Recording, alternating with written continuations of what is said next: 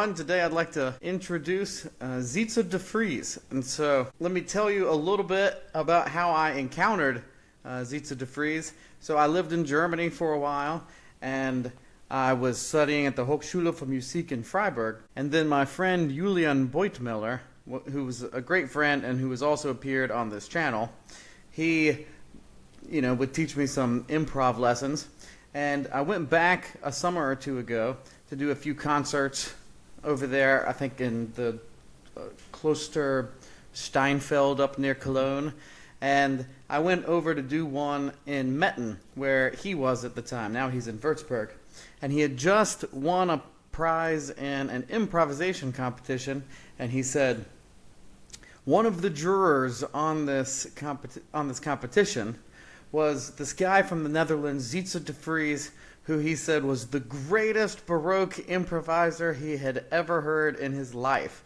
And he said he doesn't know anybody else in Europe who is any better than Sietze De Vries. So I started sort of binge watching his videos, and for sure I don't know anybody who can just take Ein Festgeberg and improvise fugues and chorale treatments for 45 minutes as extemporaneously.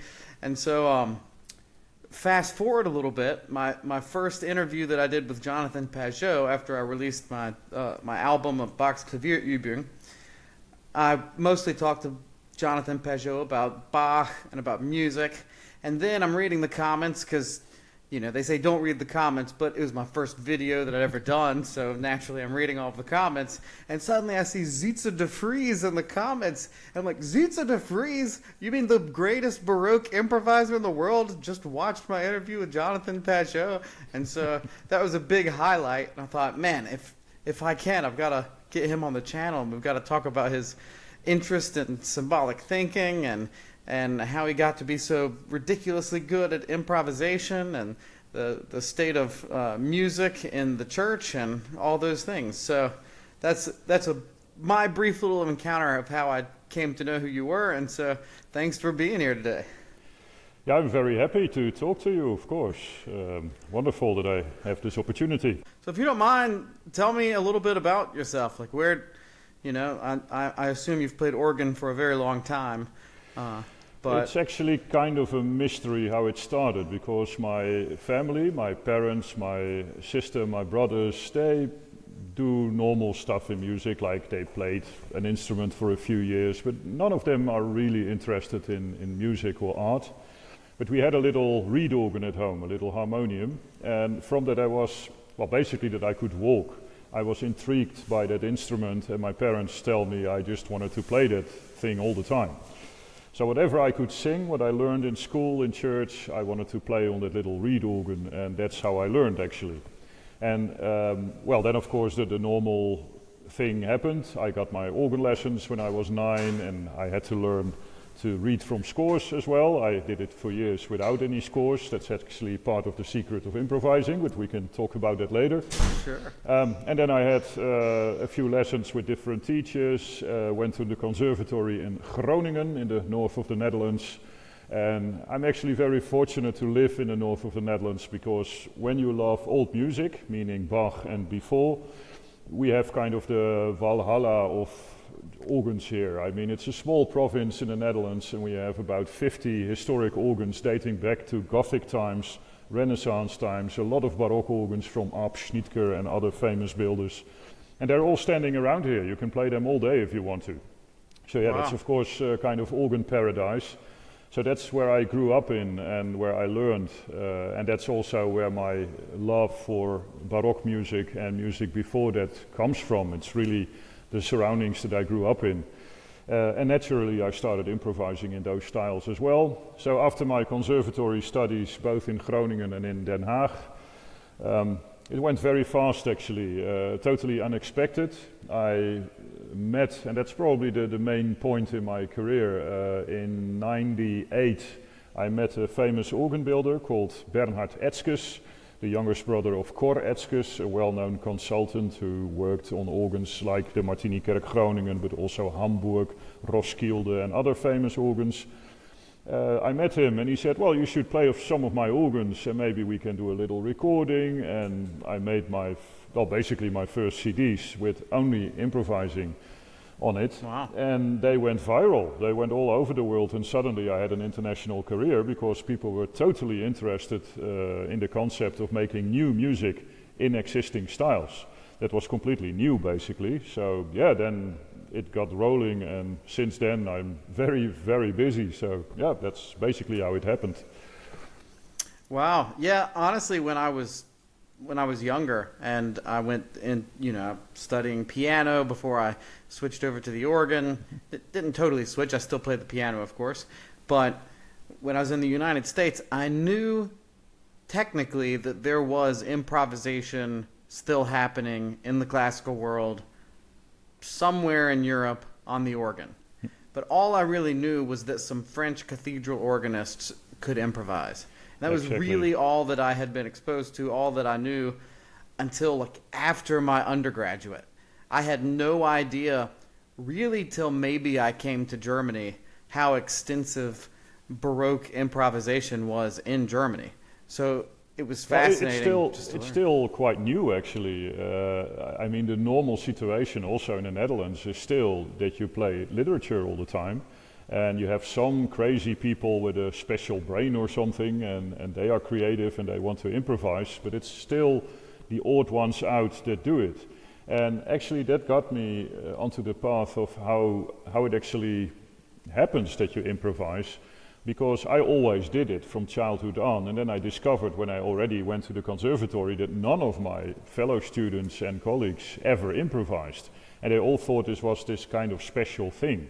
And then when you were they not made to in the Netherlands? Not really, no. There are a few teachers that teach it, but not that many actually. But of course it raises a question, like whatever you read about Bach or Buxtehude, but also Liszt, César Franck, they improvised all the time. Mm-hmm. And what happened, because in those days it was the normal way of playing actually, and playing some pieces by others, that was the exception. And now it's completely the other way around, so something happened. So that was actually my big question and quest as well in life, to find out what is actually the case here.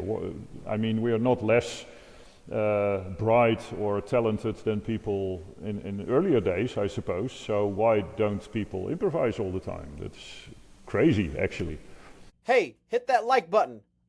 It seems to me, and correct me if I'm wrong, but just in reading about the history of like the Paris Conservatory, it seems as though the transition started happening from Franck to Widor.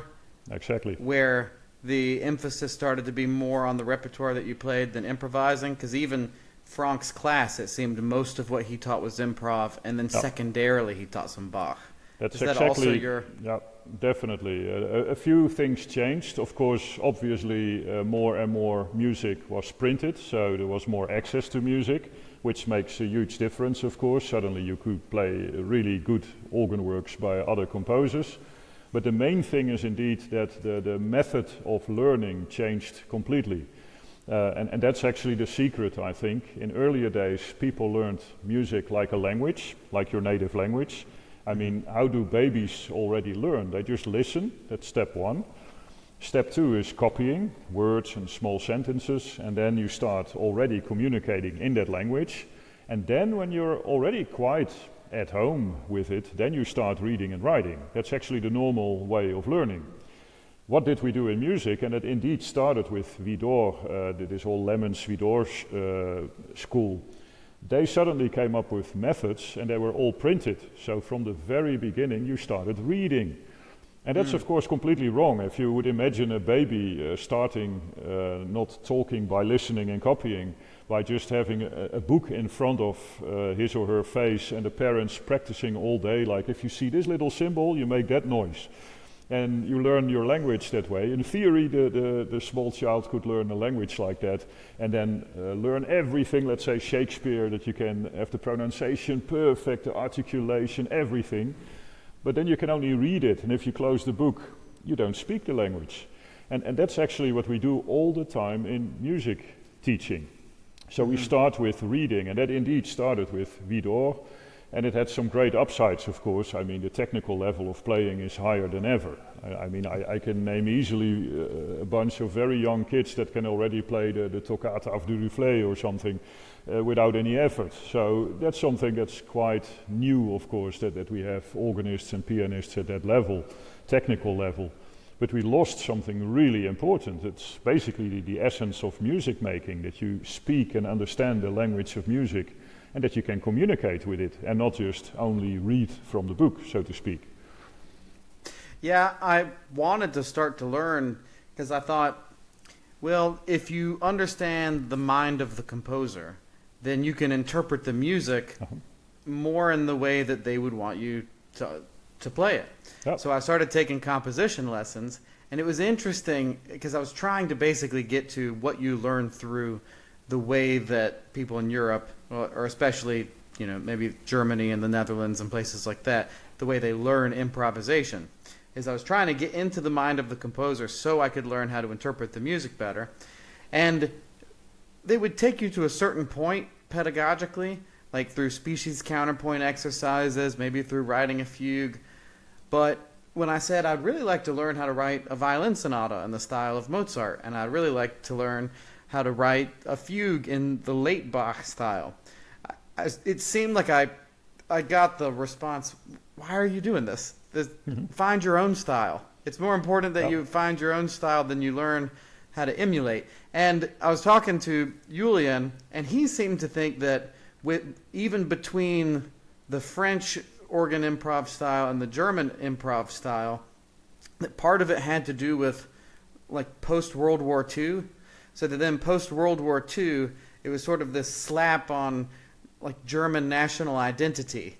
And so they were very reluctant to come up with their own national improvisation style. Whereas in France, it's really been contiguous. So when we were listening to, for example, the inauguration of the Notre Dame organ, it was all super modern French cathedral organ improv style. Judgment Day music. Yeah, and like I'm sure nobody that's outside of the French school would have any idea like some of what they were doing. I mean, I thought it was great, but I can just imagine, my cousins or my aunts or listening to Olivier Letrie throwing in some crazy Messiaen chords, and they don't know what's going on. But that's the continuity of the French tradition. Whereas I know Letrie and Dubois and those guys can improvise some form of a fugue, and they can improvise a trio. And I know from Julian that evidently, like, Dubois is great at improvising in Franck style because they've had a bunch of lessons on doing Franck style organ improvisation. But do you see the same distinction between the French improvisation style and the German improvisation style? And then how does your particular musical climate fit into that? Well, a few things about that. Of course, part of this kind of romantic tradition is that the musician who was in Bach's days just a servant of the church, basically, suddenly became the artist. And that's, of course, also very French. You're the great artiste, and now you're going to make something completely new and innovative and special, and it's completely you and your own style. They really value that, which is kind of a romantic idea, of course. The post-Beethoven thing, right? Yeah, exactly. Yeah. But it also means you need to have your own style, and whatever you do, it's art, because you say it is. And that, of course, turned into this kind of, we had some interesting movements in the 20th century, of course. The typical German thing, Schoenberg, so it had to be mathematical music, that's typical German. And the French said, oh, no, let's go for more modal stuff. So we had this wonderful music of Messiaen that is just derived from Ravel, Debussy, of course. But then we kind of hit a dead-end street, because none of those styles developed any further. So now we have, which is typical 21st century, I think, a lot of different styles, a lot of knowledge of all the different styles. And now for me the big question is, can you still remain that idea that I'm the great artist, whatever I do is wonderful works of art, and if you don't understand it, well, you're just dumb. That's basically what some people say. So I'm actually, when I get older, I'm 52 now, so I noticed with myself that I'm less tolerant actually of all the modern music, because it's so in your face all the time, like this is real art. All the things when you imitate old masters or something, that's not real art, it's just a copy.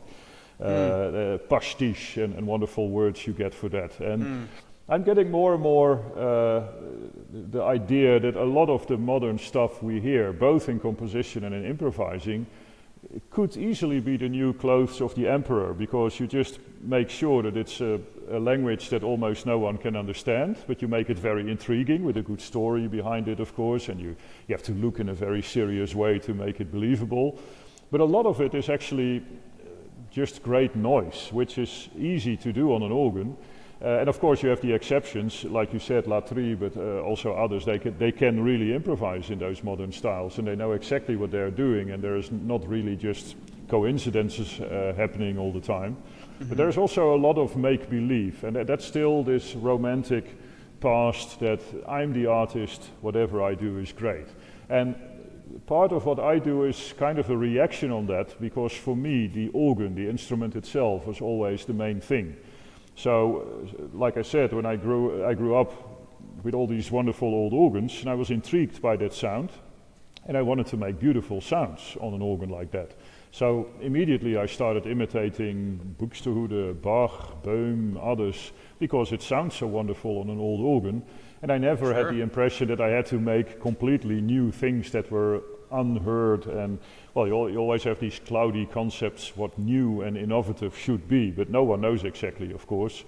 So for me, actually, that whole question became irrelevant. When I make an improvisation in whatever style, I have nothing against modern music, I love that too, but whatever style you use, it's irrelevant. It's new because you're improvising it in the moment. So who cares what kind of style it is? For me, the only thing that remains important in whatever style is quality. It should have quality, and that should be clear. So for me, it's almost a definition of art. You have boundaries, so that could be a certain style or a certain type of counterpoint, and within the boundaries you try to be as creative as possible. And Bach is of course the perfect example. I mean, he always pushed the boundaries in every direction. He stole ideas from France, from Italy, from the old German style, but he always made new things, but always at the highest quality and within those boundaries. And I think that makes great art. And then suddenly it becomes kind of irrelevant if it's modern or new or well, whatever you would call it. A super tangential kind of off the wall question, but you're talking about how Bach, he took from the French style, the Italian style, the old German style. I was reading in the Christoph Wolff biography, he said, I think all musicians should be able to play in these styles, the French, German, and Italian. But he also mentioned the Polish style. Do you have any idea what he meant by the Polish style? Because I've asked a bunch of people this, and sometimes they'll point to some Baroque Polish composers, and that's fine, but I don't know, like, just pointing to a few like Baroque Polish composers to me doesn't signify a style.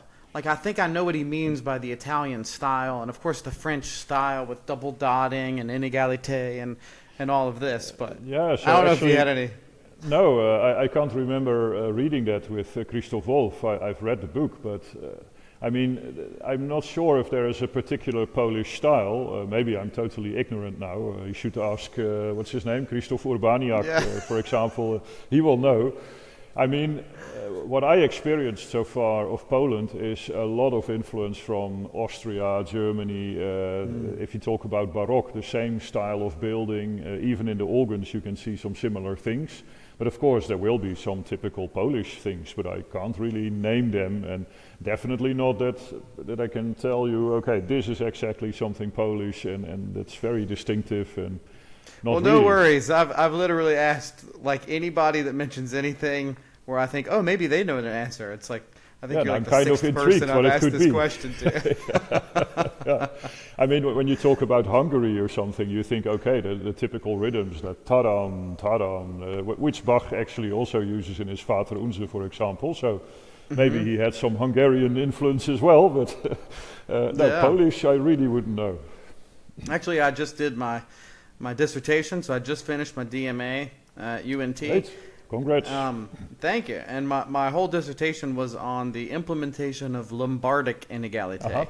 There you go. So I tried to go through and catalog every treatise I could possibly find, and then every instance that it was written out, because I assumed there was extra intentionality if it was actually written, and then sort of gave examples of it could be here, it could be there. So just speaking of the Lombardic thing. Yeah, As nice. far as Which actually relates to improvising, because that's what I love about improvising. You need to transport it to literature playing as well, that we not just copy each other all the time with this is the current state of how you should play Bach or whatever composer, but you always keep that kind of freedom of mind. Like it could be like this, and oh wait a second, this organ has a complete different sound, or I have a complete different reverb in the church. Let's rethink the whole piece in a creative way. And then the same thing with rhythms. Why always do the exact same thing? It could be very French and a dotted rhythm, but maybe it could be in a different way. And with Bach, I'm always a little bit careful, of course, since the greatest composer of all probably wrote down kind of exactly what he wanted to have. But especially the older music. I mean, Buxtehude, there is not one edition that's remotely okay. There are so many mistakes and things we just don't know. That makes it fun, actually, to improvise and to just Would you agree okay, that the Bilotti is the best that we have? it's the best that we have, but only with the knowledge that we have now. And there are so many parts that we are not completely sure of and are just, by any editor, just completed or changed a bit or give you some ideas. It could be like this, but still you have to choose all the time. That's the fun in old music, of course. And even if we had the right score, we have no idea how the people played it. I mean, with Franck or let's say Guillemot, you have actually the metronome number, you have the exact organ sound, basically all the information you need to make a pretty good idea how it should sound. But with Buxtehude, we have no idea whatsoever. That's the fun. But actually. with the Franck, the metronome thing has proven to be relatively contentious, you know? True, yeah. Yeah, some people go totally overboard now. You know the website of Wim Winters, for example? I don't. A Belgian guy, and he totally is into the metronome thing now. And his basic idea is now that everything was much slower than we think. And then he starts playing very familiar pieces. Is this the pianist guy, or this is an organist guy? He is an organist, yeah. Okay, there's another. I'm forgetting his name. It's like Bernhard. I'll remember his name later. But there's a pianist doing the same thing, and he plays like the Hammerklavier Sonata by Beethoven, and it takes like an hour and 45 minutes or something ridiculous like that to play it. Yeah, and I'm not convinced. No, I mean when you just sense that it doesn't work musically speaking, then probably something is off. You still have a wide range of possibilities, of course, but there are some boundaries that you just can't cross. Then you notice it sounds silly, it doesn't work anymore. But of course you can make any argument. I always say for fun, we have a tendency now to play faster and faster. And also if you listen to recordings of Bach cantatas, it's just faster all the time because we can. That's not a very good argument, of course. But also when we see movies now, the plot of the movie is at least 10 times faster than in, let's say, in the 80s when I was a kid. When you see films from that period, you think, oh man, this is way too slow, the whole thing. So things change, and it only makes sense that it happens in music too. But then again, you can also make an argument that people were much shorter in earlier times, so maybe their heartbeat was faster, and that the normal pace of music was faster than we are used to. You never know. I mean, you can always make an argument. Yeah, maybe so. In the end, it has to be convincing in this moment when you perform, and that's the only thing that counts. And then you have lots of possibilities, of course. Like I know they said when they heard Liszt do Ad Nos that it took 3/4 of an hour. but it just doesn't sound right when you do it for 45. Like, it should be 25 to 30 minutes. Like, Yeah, that's the virtuosic speed, you know? exactly. And then when you know about Liszt, he probably put in like 10 other pieces or just whatever came to mind. That was the normal way of playing. I mean, when you listen to his, what is that piece where he cites the Allegri, Miserere, and then puts in some Mozart, and just to retell the story of Mozart sitting in the Sistine Chapel, and it's just fun. It's like a narrative, and he does whatever he likes, and he probably never played it exactly like it was in the score, but just put in whatever he liked in the moment. And again, that was the normal way of playing, so we shouldn't be surprised if it doesn't fit at all when they say 45 minutes. There could be so many other pieces, other music in, because that was the normal way Liszt played. So yeah, I'm not surprised at all. But yeah, of course, when you only, and that's what we all do, we all want to be these scientists, and we take the score and we want to have everything exactly by the numbers, and it doesn't add up, because in earlier days they just didn't do that. The score was totally irrelevant, basically. Yeah, and he could have, like you said, he could have just improvised for another 10 minutes, and that would have been totally fine. Yep.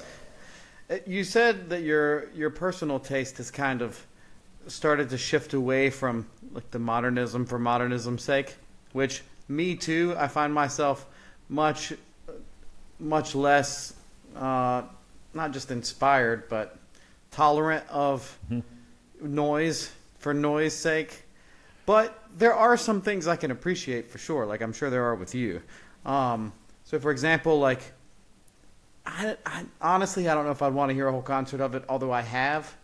But a Zygmunt Zotmary piece, it can be super effective, you know, especially like the stuff with the percussion, you know, like that kind of effect. Well, and talking about effective, that's of course also a huge difference when you listen to an organ in a room and live performance. Then I can tolerate a lot of modern music because it's quite spectacular. The same with people that use electronics and that you have sounds coming from all angles at you in a church. That can be quite intriguing, but then you listen to it on CD and you think, that's not really something I'm going to sit down with a glass of beer and enjoy. And that was actually one of the things that kind of triggered me, that I started watching colleagues as well. I'm all the time in festivals and stuff, and there is always one night with only modern music, because otherwise the festival doesn't get any money and you have to make new things for the sake of it.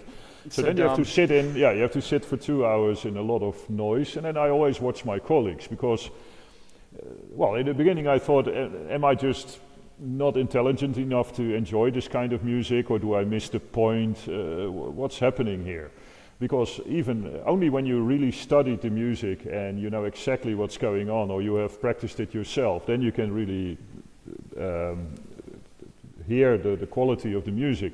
But if you just listen in some modern music and it doesn't have any meaning, I'm just sitting there like watching all the time, like, another hour and a half. And actually then I watch my colleagues, also very famous people, and they all do the same. They're on their phones, they're watching the program book, like, is there something interesting in here? They're looking at their watch, like, still a long time. And so I actually doubt if there are many people on this planet that go home after a hard day's work and then put on some bourlesque or whatever, and then have a glass of beer and a cigar and enjoy the music for relaxation. I'm not sure if those people exist, actually. Right. And but I don't, you know, if you were to take a snippet of the second Bourlesque Sonata, it might be the perfect music for some scene in a movie. True. So it's not like I don't value it. I see the necessity to find new ways all the time, but the whole attitude that comes with it, those people with scarves and a glass of wine that tell you that you really don't understand what's going on here, I kind of got more skeptic with that whole approach, and especially when you realize it really doesn't matter, the style. It's not that important. It's not like we came from the caveman music and we developed further and further and it's getting better and better. No, each period had its own kind of music and art, and it's all very beautiful and interesting. And maybe we can make a little addition too in our time, but it's in the end all about quality. I mean, one of the best examples is Duruflé Requiem. It's one of my favorite pieces. It gets performed all the time, all over the world, because it's so beautiful. But at the time when he wrote it, it was, I think, at the end of the Second World War, all the French composers were just laughing at him like, this is stupid, this is so old-fashioned, it's tonal, it's modal, what is this? This is from 50 or 100 years ago. You should write some new music and not this kind of stuff. But he kept it because he knew, of course, that this is good quality, this is good music. And yeah, what piece do we hear all the time? That's the Requiem of Duruflé, and not some contemporary music from the same period from French composers that thought this was the new kind of music we all should hear. And yeah, for me that's a clear sign. It's about quality in the end. Right. Yeah, I was at some concert not so long ago, and an organist played a piece where it was just one note. I don't know who wrote this or what piece this was, but it's just one note for 15 minutes, just different rhythms on the same one note. I'm like, what is this? It's basically the whole.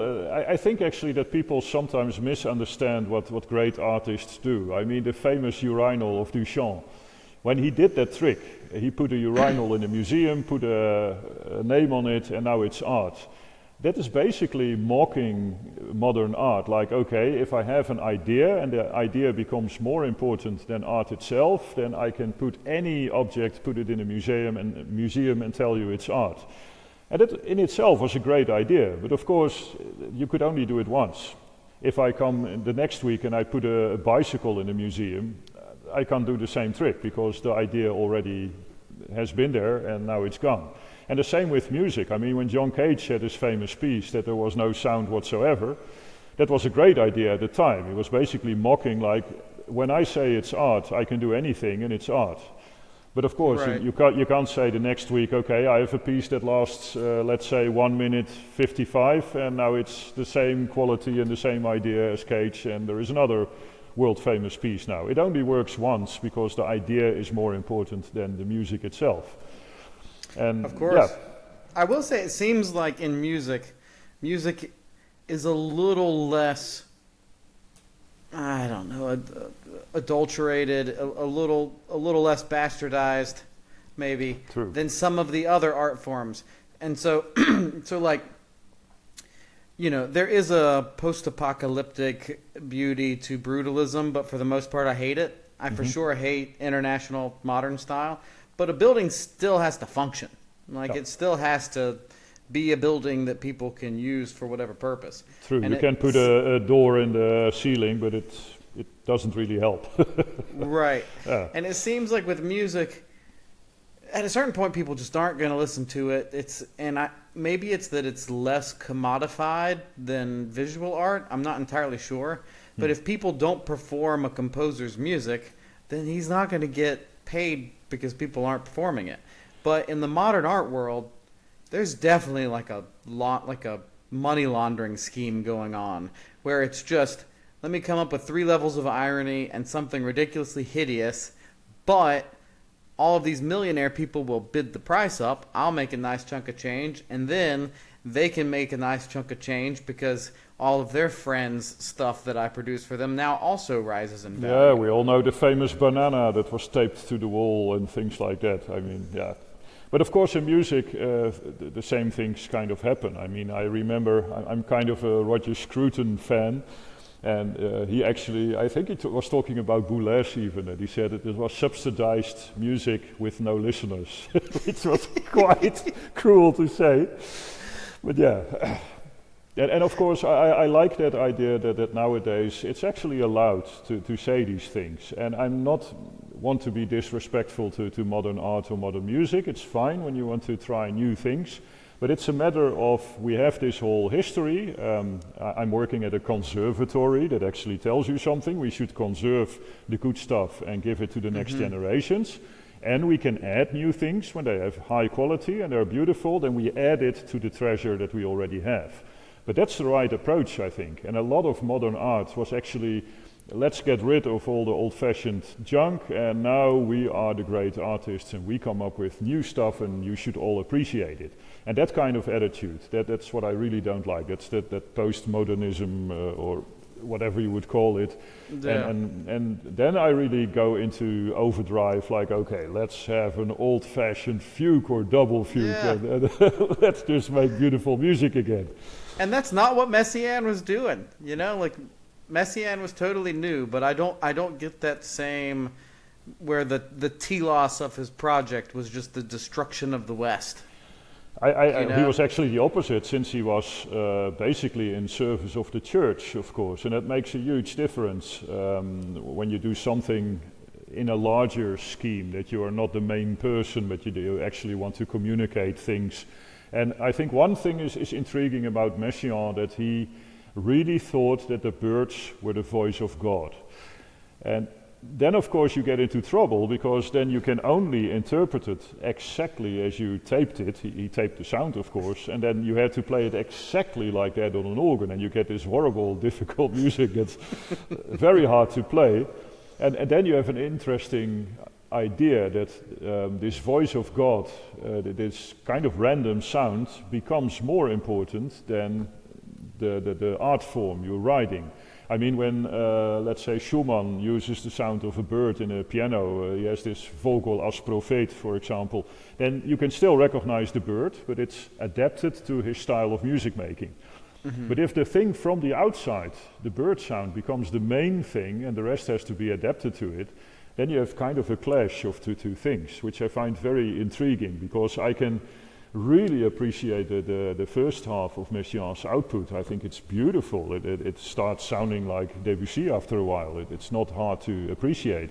And I mean, Dieu parmi nous is one of the best organ toccatas ever written. It's amazing. But then later, you sense that he kind of combines very abstract things that you can't really understand by listening to it. You really need a huge explanation, and you basically need to study the pieces to make sense out of it. They don't communicate that well anymore, because this thing from the outside, this random bird noise, becomes the main idea. And for me, that's where kind do of you draw the line in his works? Are you a fan of Le Livre du Saint-Sacrement? It's very hard. It also depends on my mood. Sometimes, and also who plays it. I mean, I heard last year in Germany one of the later works. I think it was the Messe de la Pentecôte, and then on a German organ, they're always way too loud and sharp. It's this kind of concrete, bricks, glass, steel sound, as the Germans can produce very well. And then when you have those pieces in fortissimo, you basically hear the tutti with those huge cluster bombs coming at you. It just hurts. There's no beauty in it anymore. And that's of course also an intriguing thing when you hear Messiaen in a French cathedral with the light coming through the stained glass windows, the different colors, the organs that match the room so very well. Then you can appreciate a lot more than when you are in a kind of I always make the joke in Germany that if you come into an old church that just has been restored, they didn't just restore it, they did a gründliche Totalsanierung. So basically everything is new with very hard material, angles are exactly 90 degrees, and there's a certain beauty to it, of course. It looks like new again, but the sound is always very hard. You have these very hard acoustics, and then when you have a new organ that's also very loud and aggressive, then those mystical works, the whole mystique is gone, of course. So that also makes quite a difference what you can appreciate. Right. Yeah, the way the Germans restore stuff reminds me, I was talking to an architect friend of mine, Andrew Gould, and he was saying how one of the most charming things about any building is its patina. It's how the marble has worn down from several hundred years of people walking on the marble, and it's how things aren't exactly square, they're just slightly off. Mm-hmm. Yep. But that actually comes from love. It comes from all the people who have like engaged with the building, and sort of this symbiotic relationship, which you could probably metaphysically say is love to some degree. And so because of that, it creates these imperfections, and then the imperfections themselves are part of the beauty. And when you're designing a new building or restoring a building, you have to be really clever on what things do you let not be exactly perfect so that it doesn't ruin the charm of a place. Exactly, and look at trees, for example. From a distance it looks like a completely symmetrical thing, and then you go closer and you see that nothing is symmetrical about the tree, but that's actually why it is so beautiful. You can still see the structure being very strict in a way, but nothing is exactly the same all the time. And of course that's what we love in old buildings as well. Even if you do a rebuild, it happens a lot in the Netherlands now, that they make these new houses, but kind of in an old style, but then with the machine-made bricks and with the bricklayers and all the people working on it that can do it exactly in 90 angle degrees, and suddenly the charm of an old house is not to be found anymore. It's gone. So something, and that's of course the same with old organs. Nothing is exactly straight, and there are always some typical human touches to it that is so beautiful. And then, of course, again, it's a question of where do you draw the line. Cor Etzkes, the famous consultant, always made a joke that a ruin in moonlight is a really beautiful thing to behold, but you can't live in it.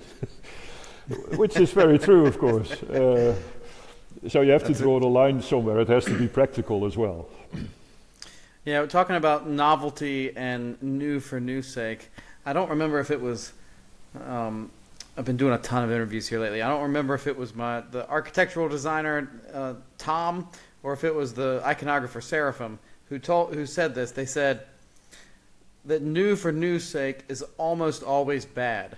That what you should do is you should love one thing as much as possible, and then love another thing as much as possible, and devote yourself to those two things, and you will inevitably create something that's new and beautiful.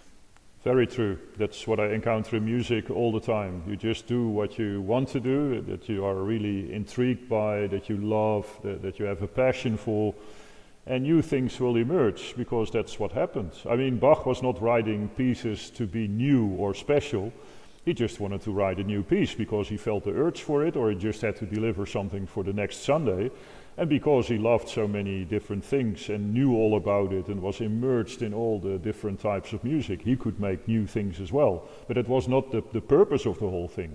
That's this very romantic idea that it has to be new and special and me, especially that idea. It has to be me. That's something I can't stand in art. That's totally unimportant. It should be kind of universal, something beautiful that can also be there in 100 years and still be beautiful. It shouldn't be about the artist alone. That's not that important. That's what I like about the old Gothic churches. There are no names on it like, look, I designed this thing. No, a lot of people worked on it, generations even, and they just wanted to finish this beautiful thing, all in honor of God. And that's such a beautiful idea, so much better and more profound than just, look, I'm the great artist, see what I made, and now you have to worship me. That's something that's stupid, I think. That's one of the things I like about good modern iconography. You know, this last guy I talked to, Seraphim, he's highly influenced by these iconographers. I don't know if you've heard of them, Gregory Krug, and so Uspensky and Krug, and they themselves were highly influenced by like Cezanne and Pizarro, and so for them color and line matter a lot more than form. And so he's creating this iconography that sort of distances itself from formalism, but it itself is new. Like, it's new, but it's also not new, you know, because like everything has a precedent, and it's all within this language that you talked about, within the language of iconography. So, and when it's rooted in a tradition, then you can actually communicate ideas, also in a new way, but you still have the tradition underneath, and then people can understand what's going on. If you have some symbols that are universal and very old, people can immediately relate, because it's not about the thing being new, but actually rooted in something that's very deep. And then it's meaningful and much better than just something new for the sake of new. So you yourself, do you improvise in really all styles? I mean, I know you specialize in Baroque improvisation, but I mean, do you do Messiaen style improvisation or Franck style? I've heard you do some sort of romantic style improv. Maybe Carr Gaillardy kind of style? Yeah, definitely. Well, if you improvise in a certain style, you just want to make sure that you really know that style, that you master the language, that you know the vocabulary, the grammar behind it. So I try different styles, but indeed, since I grew up with these organs in this region, my mother tongue, so to speak, is really the Baroque. I love especially Bach, and around it, basically a little bit before and after. But of course I love romantic music too, so the closest thing to home is the German romantic style, so Rheinberger, Karg-Elert, Reger, these things, but I'm not at all saying that I could really do a very good Reger. I mean, then you have to talk to Wolfgang Seifen, he can just do a Reger triple fugue in no time, that's no problem. I also love the French style, but I never really got that good in it. Probably when I practiced a lot I could be better, but then again we don't have the organs here, so I never feel the urge to do a really wonderful Franck. I try it sometimes when I play a Cavalier call. I of course want to improvise a little bit in that style. Messiaen it only works when you really know the modes so well that you can speak them as your native tongue, and then you can be creative in that style. And even Messiaen himself couldn't do it. I mean, we have recordings of his improvising, and then you can tell. He just grabs a few chords that he has in his muscle memory, which is typically for his modal sound, and then after only 20 seconds he already leaves the whole idea and just starts doing different things, because it's impossible to stick to the mode all the time. You really have to be very well versed in that to not get out of a typical modal sound. So I never heard someone really doing it completely in Messiaen style. And that's of course why Cochereau was such a great inventor that way, because he came up with an idea that he could make very complex sounds, very virtuose, but they're all based on certain tricks. Like if you have a modal idea and you can play that very fast and you practice it in all keys, kind of Dupré style, then it sounds really spectacular. And if you just learn those tricks by heart, that you have good muscle memory for some modal shifts very fast, then you can have the typical French sound. But I hardly encounter anyone that can do really something like half an hour symphony completely in a French style. That's really good. Very often it's just a virtuose toccata at the end with a lot of loud, fast noises. But only a few people, I mean David Briggs, Wolfgang Seifen again, those are people that can really do it. Still being completely tonal, but direction modal sounds, and also have complete mastery of the harmonic structure they make. It's really incredible what they can do.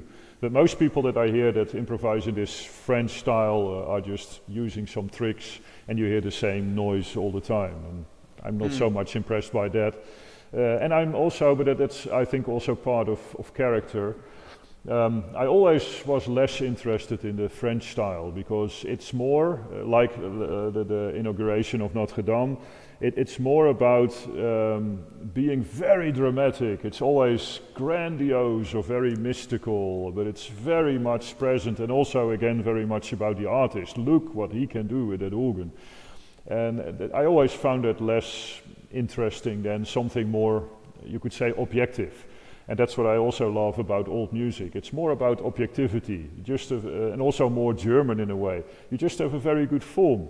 And then the form by itself is already beautiful. You don't need all the extras, the virtuosity or the loud sound to make it beautiful. The form in itself is already perfect and really beautiful. And also we have that in the Netherlands too, with the whole Sweelinck tradition. I mean, the best works of Sweelinck are beautiful because the form is so incredibly perfect. He just takes a simple idea like a hexachord or a little chromatic scale, and then he turns it upside down, twice as long, twice as fast, combining things in any way possible, and then you get really great works of art because of the beauty of the form. And that always spoke way more to me than just loud noises, fast noises. which are kind of more shallow. You immediately get intrigued by it because there is a loud noise, but the beauty of it is less deep than the beauty of a form that you really have to discover. Yeah, well, fair enough. I mean, I wish I could do either. You know, I'm not that great at either of the styles of improv, so, you know. But I will say I listened to Daniel Roth do on, I think he did like 10 minutes on Praise to the Lord, the Almighty, the King of you know. I know it. And it was amazing. It was, I mean, it was totally French, but it was also felt kind of German in the sense of the way he was treating the chorale. And I thought, most organists can appreciate this, you know. And so I don't know, because I'm not. I don't know, but do you feel like Daniel Roth sort of breaks that mold a little bit, or? Well, what I liked about it is that he's not afraid to just use a more accessible language, and also using a hymn tune that most people will know. And then actually you can follow what happens. And it of course brings a great risk as well, because then you have to be meaningful and do something good. Otherwise you can immediately tell that's not right. So I like his courage to do that. Then again, I also thought with that particular improvisation, it's also quite French, because he takes the easy way out on many of the chords, and I think, okay, you could have done a little bit more here, and better voicing and better counterpoint and stuff like that. But of course, that's my typical more German approach of things. That's hilarious. Yeah, for sure. Well, and I also say, like, I like his compositions as well. So compared to some of the other, you know, French. Modern French composers. I think I've done a few movements from his Magnificat cycle, and it's all based on Gregorian chant, but it has great voice leading, and you can tell like it's thought out, and he's not trying to break a tradition. You know, he's a great writing musician, in sort definitely. of like a post-Duraflé style. Yeah. And I can appreciate a lot. I mean, I worked a few times in a festival together with Thierry Esquies, and I think that's also great music, very effective. Of course, he is more in that style that there are dance forms and exciting rhythms all the time. And it's very effective. It's very French as well. You can't play that music on any church organ in a village here in Groningen, of course. So it needs a certain approach and a certain organ, but then it's really highly effective. It's quite amazing, I think. And also as a person, how he talks about it, his background, and how he came to make this very expressive music. But it's also funny to see the differences, because I was once in a festival in Altenberg together with Wolfgang Seifen and Esquies. And we all three had to improvise a concert and to teach. And the approaches were so totally different. I mean, I remember when Wolfgang Seifen was improvising, he was making an academic fest ouverture, so in the style of Brahms. And he just took 20 minutes to slowly build up some nice foundation sounds, a few themes, and then he slowly worked to a climax. And it was just perfect. Very quiet the way he built the whole thing up, and intriguing to listen to. But then Esquies, he already used every stop in the organ in the first 5 minutes. Incredibly fast and virtuose. And so we were all thinking, okay, what is he going to do the rest of the 55 minutes? Because we already heard the entire organ. And of course he was capable of coming up with very intriguing stuff as well. But it shows you the difference in approach. Just storytelling, taking your time, having a good form, or just being very much in the moment, making intriguing sounds, virtuose, getting the attention of everyone with those really sound eruptions and things like that. So it was intriguing to have the comparison really directly at hand. And what would your difference in style be between you and Wolfgang, for example? I mean, I know he does more of the later stuff, but is it just in the styles that you do, or is there like a paradigmatic difference? What is very typical, hopefully, and that's the reactions I get most of the time, is that for me it's always about the organ that I'm playing. So to give you one example, that was also directly with Wolfgang Seifen. We both played in the same concert in Berlin, in the Gedächtniskirche, which is, for my taste, quite an ugly neo-Baroque organ, but they love it, but yeah, it's a matter of taste. And he also did some Baroque improvisations, and he did that really well. I mean, he can make a good trio sonata, a good fugue without any problems.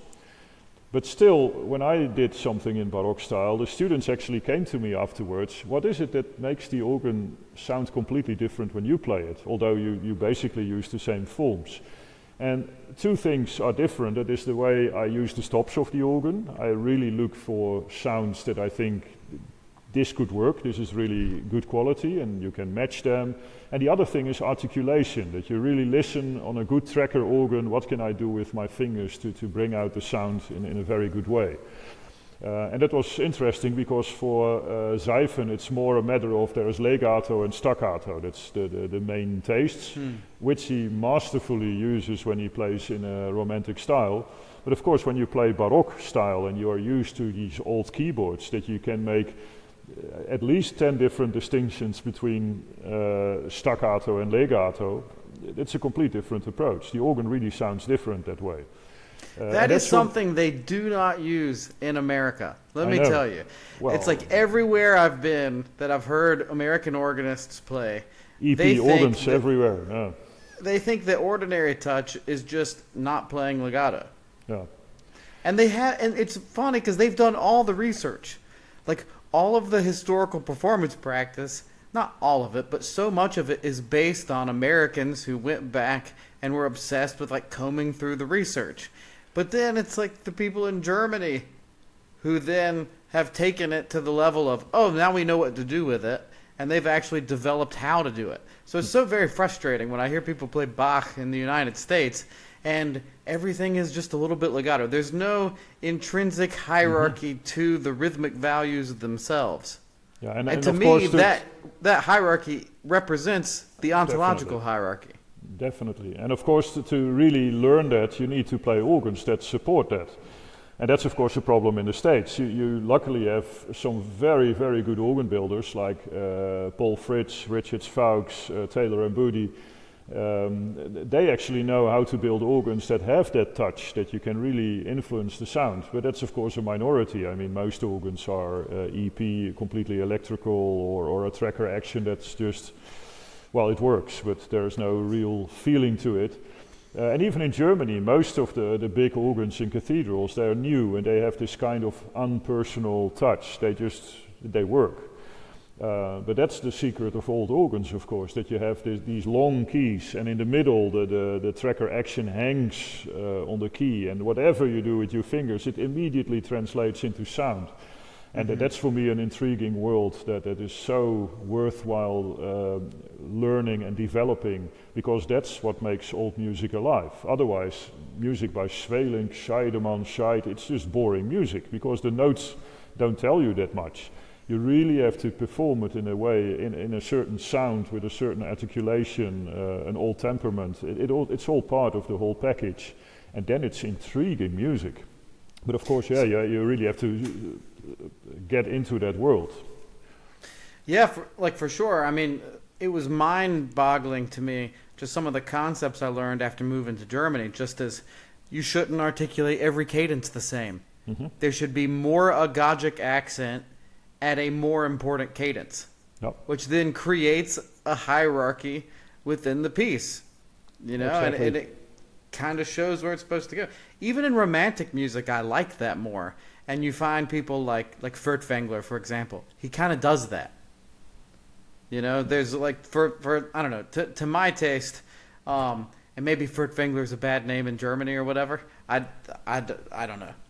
But to me, Furtwängler's Beethoven is the best Beethoven, because somehow there's continuity of line from the beginning to the end.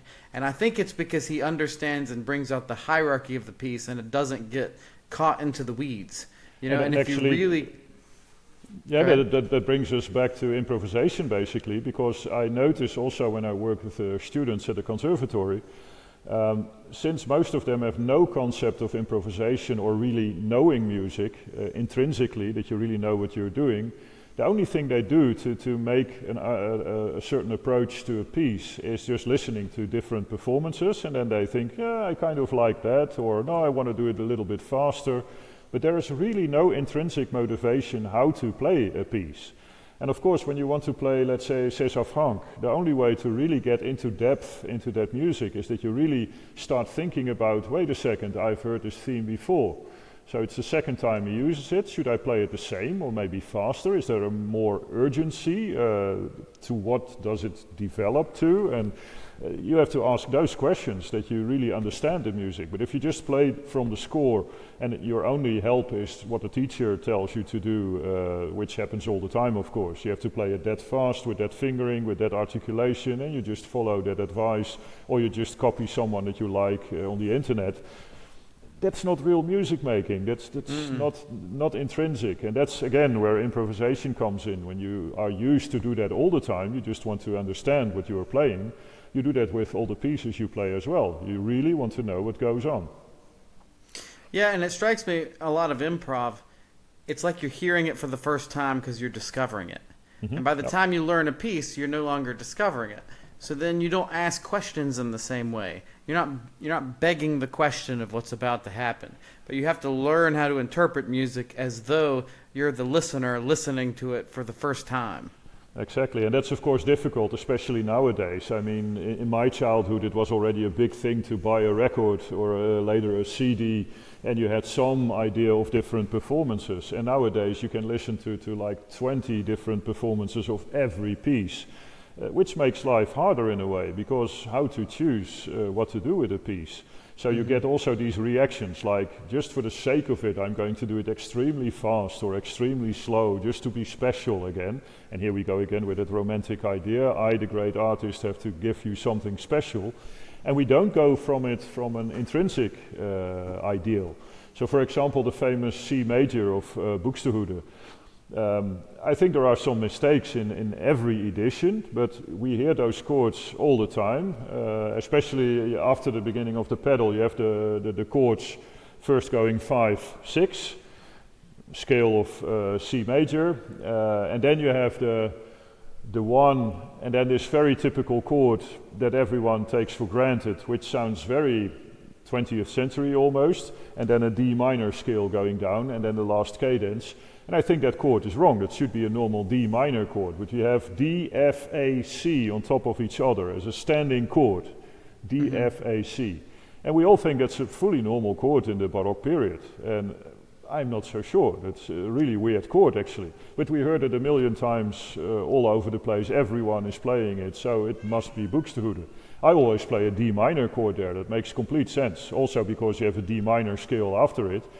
And then you have actually a normal chord progression that you could expect in the Baroque period. But of course everyone is laughing at me like you're playing the wrong notes, because this is what we are used to. But yeah, that's... Are you like at the organ console, or...? No, I'm sitting in the middle of the room now, but yeah. Okay. Yeah, I just didn't know. I was like, if you're at a keyboard, maybe... No, it's you can see behind me there is the big main organ of the church, and well, if you...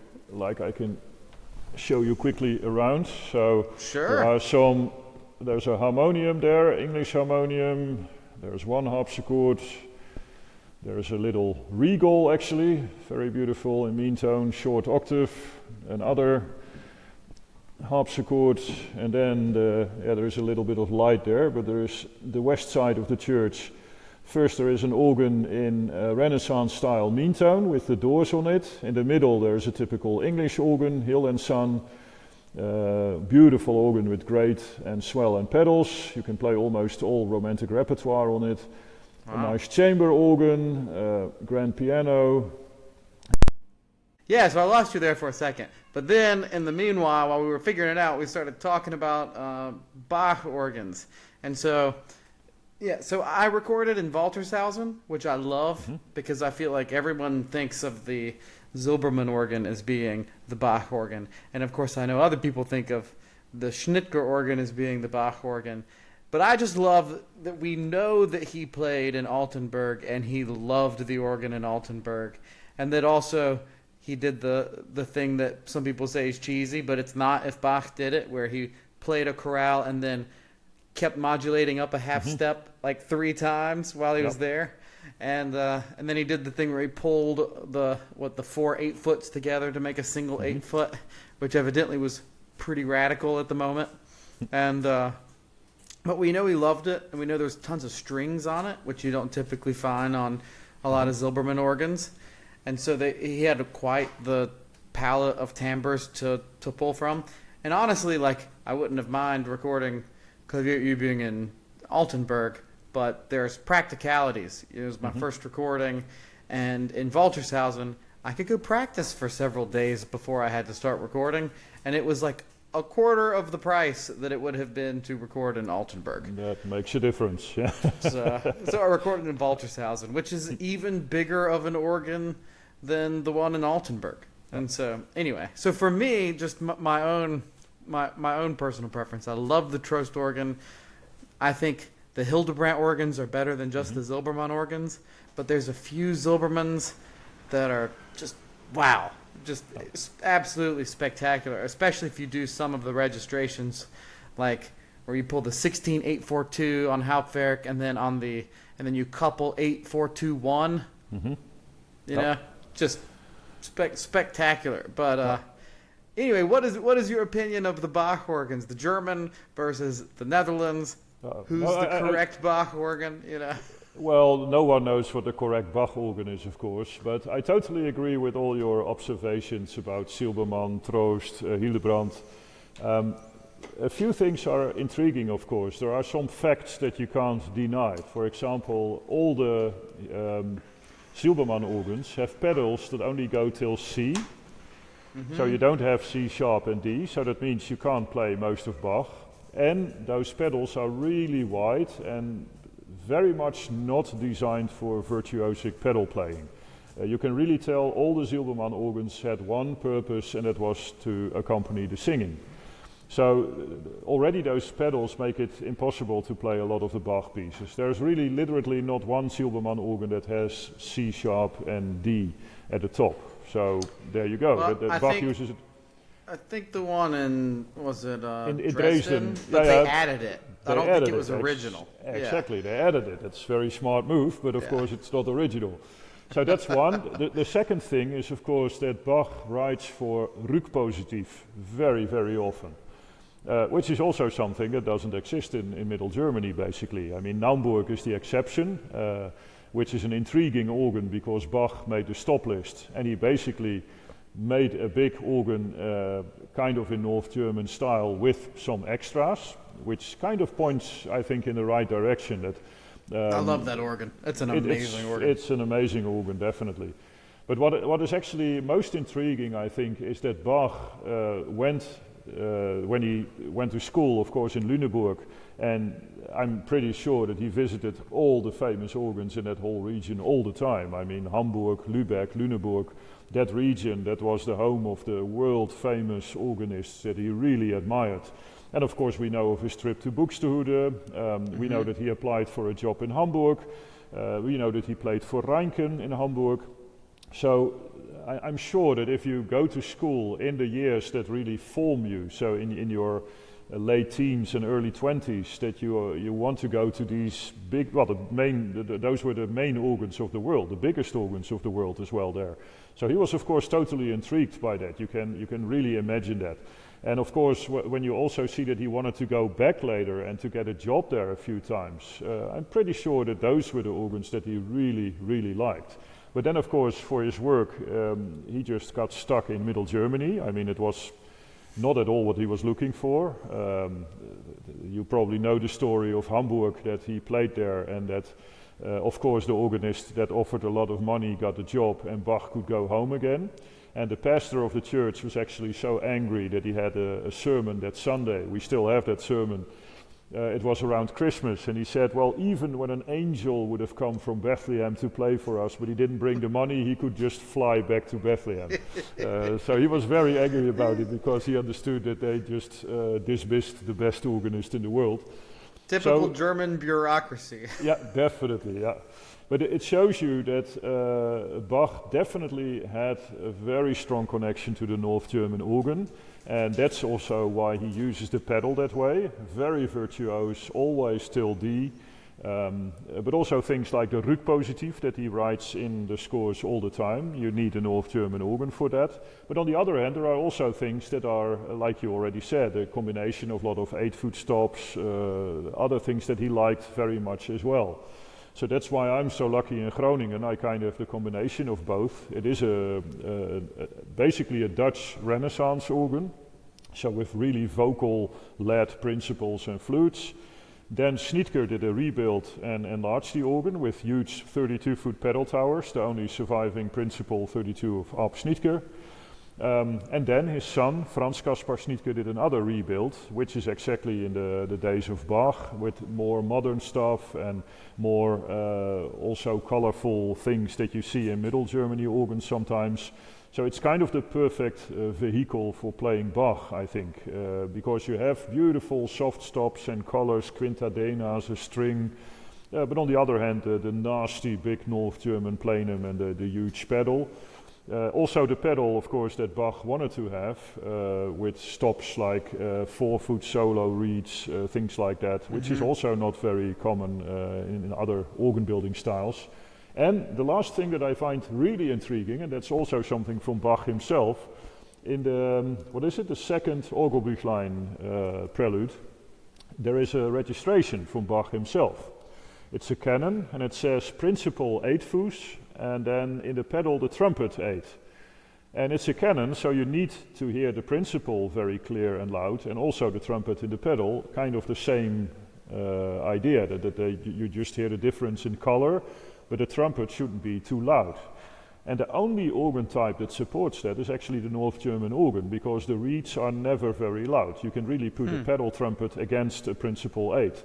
Try that on a Silbermann or any other organ builder basically. You need at least an octave 4 and maybe even an octave 2 to balance it out with the trumpet in the pedal, because the reeds are always very loud. So that's actually for me also a very intriguing thing, that Bach wrote that himself in the Orgelbüchlein.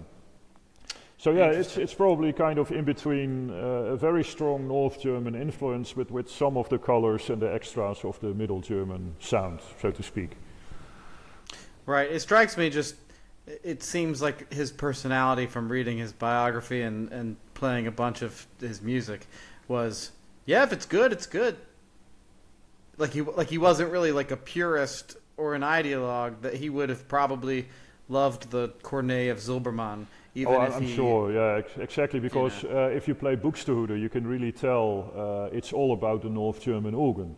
And if you play Bach, you can tell he was a real composer. So just the composition in itself was the main thing, and not really the instrument you were playing it on. And he'll write a B in the bass, even though none of the organs he ever played would have had the B. He just needed it. It was in his mind, so you write it down. That's, I think, a real difference between Bach and composers before. Like I said, Buxtehude, but also Lübeck, Böhm. You can really tell they had a specific sound in mind, even specific stops sometimes. And with Bach, you can even play his music on an accordion or whatever. It's still great music, because it's about the composition being perfect and not necessarily a certain organ sound. Definitely, yeah. Right. My only thing that I would think maybe is a little different with regards to Bach versus the North German organ is it seems like he has just timbrally, if that's a word, like a preference for more gravity. Well, because it seems like, and maybe I'm totally wrong. Again, I haven't been to the Netherlands, even though I super want to. But I know, for example, like creating a plenum off of quintadena, 16 foot, rather than a principal 16 foot, is a super North German thing to do. Versus, maybe it would be based off the 16-foot principle. And I know so many of the things that Bach wrote about the organ, he wanted the 32 foots, he wanted extra gravitas in the bass. And so, just if you were to, maybe he would prefer a North German organ, but if he was doing a plenum, he would maybe have one with like thicker 8-foot timbre. But this is purely speculative. But this is my... Well, I can easily resolve that. You really have to come to Groningen, because once you've heard the organ in the Martinikerk, I still haven't encountered any other organ with that kind of gravitas in the plenum sound. And you can actually choose. You have a principal 16 on the Hauptwerk, a quintadena 16 on the Rückpositiv, a trumpet 16, a basson 16, so lots to choose from, and a very vocal, wide, impressive foundation sound. So I still, like I said, I can even accompany the complete congregation with only a few principals, because it really fills the entire church with its gravitas. It's very impressive.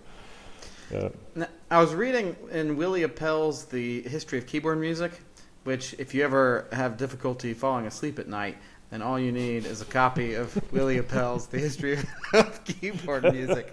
It was not written to entertain, let me tell you. Christoph Wolff, you know, I don't know if he meant it to entertain, but for me, the Bach biography was a page-turner. I couldn't stop reading that thing. It's just like a normal book, like a detective. You just read it entirely easily. I really enjoyed that book, yeah, indeed. Yeah, it was amazing. But Willie Appel, it's a groundbreaking book. It's great for what it is. But in there, he made like a little side comment about Bach being potentially more Gothic than Baroque. And I'll tell you, I talked to an architect, and he had an interesting insight to that. He was saying that, and I don't know if this is correct or not, but I'm assuming it is because, you know, he's an architectural designer. But he was saying that in architecturally speaking, in the Baroque, they had a lot of plastered walls, and it was almost like a Byzantine church or like a Slavic church with plaster everywhere and the iconography everywhere, and that this sort of drives the way like Russian choral music comes about, where they make harmonic changes at a slower pace because it takes longer in order to hear the harmonic changes. Mm-hmm. But if you go into a Gothic cathedral, and he mentioned St. Bavo, he mentioned that the ridiculous height of the stained glass and the fact that there's stained glass everywhere actually takes out some of the boominess of the bass, which means that even though there's more echo, you could nonetheless hear more definition at the lower ends, which means that lower moving pedal parts would be clearer in a room with stained glass than it would be with a room that was entirely plastered. And so it was just some sort of like architectural take on maybe you could make the argument Bach was a little more Gothic than Baroque. And then he also mentioned that, you know, in the Gothic, art is centered around the cathedral. Mm-hmm. That Christianity and the church is where all of the art is. But when you get to the Baroque, it's almost like more chamber music and opera takes the centerfold rather than in the Gothic. And so those were the two little conjectures that we made. It's just kind of a funny statement to make that Bach was more Gothic than Baroque. But since he mentioned St. Bavo and Haarlem, you know, I thought I'd get your take on that. Yeah, well, it's a little bit of a shortcut when you talk about acoustics, because there are so many more things in play. For example, St. Bavo's is in the west of the Netherlands, which is basically swampland, the whole of the Netherlands there. So they never made very huge church towers, and they never had stone ceilings there, because the whole church would just sink into the ground. It's way too heavy. So that's why all the big Gothic churches, also like Alkmaar, like Rotterdam, all the main city churches in the west, they have wooden ceilings. It basically looks like a ship upside down. It's really beautiful. And then they have a stone floor, and of course stone walls with plaster, like every church, and indeed big windows. But the opposite is also true. In the east of the Netherlands, there's a more stable foundation, so you have more high church towers and also more stone vaulting. But then you actually need a wooden floor, because if everything is stone, then you get this booming effect, this kind of bathroom without end. It's a horrible acoustics actually for organs too. So we have some of those churches that had originally a lot of pews and things in it that would take out some of the reverb, but then after the last restoration, everything would be stone, and then it's horrible actually. You have like 12 seconds reverb, never ending. You can't make out any details anymore. But it's basically in the Netherlands, normally you have stone ceiling, wooden floor. That's what we have in the Martinikerk Groningen, or you have like St. Bavo's stone floor and wooden ceiling, and then you're fine, and you have good acoustics. That's kind of a general rule. But then again, the material of the plaster, the size of the windows, the shape of the church, it all influences the acoustics in a huge way. So for example, here in Groningen, apart from the Martini-kerk, we have the famous A-kerk, also with a Schnitger organ. But it has a very narrow nave, very high, extremely high. I think the ceiling is like 30 meters up there, completely stone vaulting. But because it's so narrow, you really get this effect that the organ speaks like this, so very directly into the church. And again, that gives very clear, distinctive sound in the church. All the details are audible, although there is a huge reverb going on. So every building has its own characteristics. That's always amazing to see how sound develops.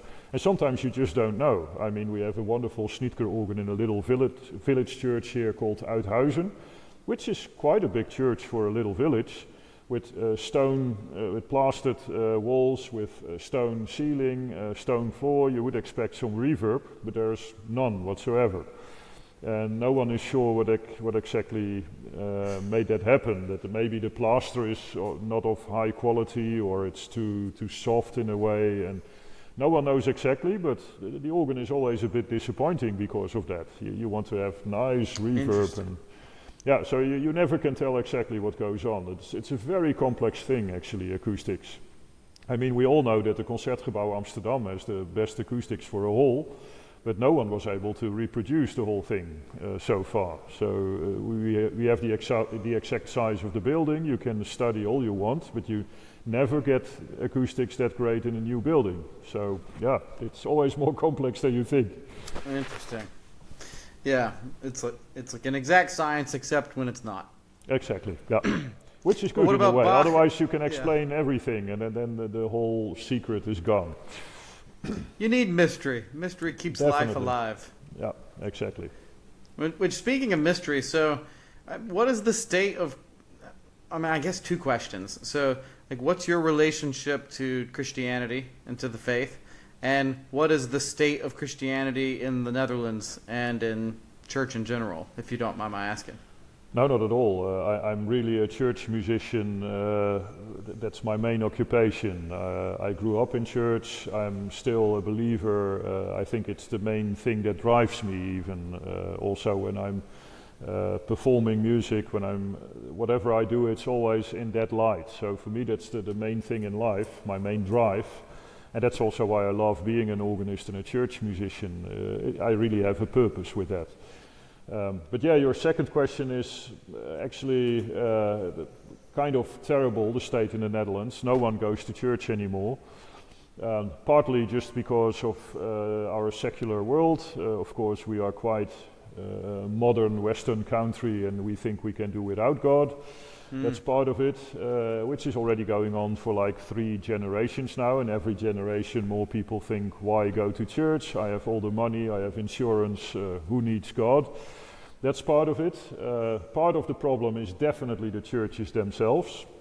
I mean, I am a devoted church musician, but I'm always fighting the church all the time, because they make the most stupid decisions all the time. I actually grew up in a church that had almost 1,500 people going to church every Sunday, twice. Wow. And we still have a lot of those churches as well in the Netherlands. It's the more strict Orthodox Reformed part of the Netherlands, called the Bible Belt. They still go to the church by the thousands. But the problem is, and that's typically, Jonathan Peugeot talks about it, Jordan Peterson as well, it's this orthodox idea of safety. You just turn all the rules into stone, and then you have this wonderful, safe environment. We just keep things the same all the time. We don't have to think about anything, because those are the rules. Your complete life is already clear. You know what to do, what kind of job you're going to do, who you're going to marry, how many kids you want to have. That's all pretty clear in life. And some people love that kind of safety. But in the church, those churches, they only sing psalms, Genevan psalms, which are beautiful, by the way, but not if you sing them at a very slow pace and very loud, even with lyrics from the 1600s. And even the whole way of using language, it's completely outdated. It's centuries old, and they just do it for the sake of keeping things the same. Well, I grew up in a church kind of like that, a little bit more modern, but then they actually had the chance to go, well, either direction, or staying very traditional, or suddenly become a modern church. But of course then churches think we should be the happy clappy church with nice music with a band, and to get the youth involved again. And of course they always make the wrong decisions. And I fight that all the time, even in my church now, in the Martini-kerk, they have this tendency of looking at like a market. Like, okay, some products sell really well, we need more of that.